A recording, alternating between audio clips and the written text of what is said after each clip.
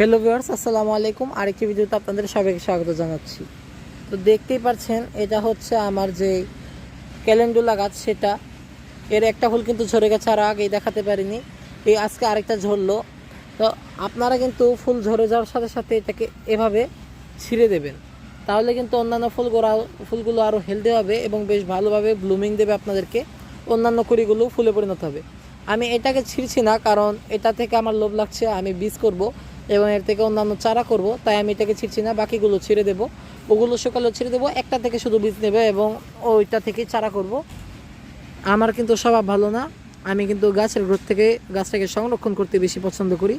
দেখতেই পাচ্ছেন এর সিড পটগুলো, এই যে এই ছোটো ছোটো সাদা সাদা যে এগুলো কিন্তু সিড, এগুলো কিন্তু একসময় ম্যাচিউর হয়ে যাবে এবং সেগুলো থেকে কিন্তু পরবর্তীকালে চারা তৈরি করা যাবে। এই যে দেখুন, আপনারা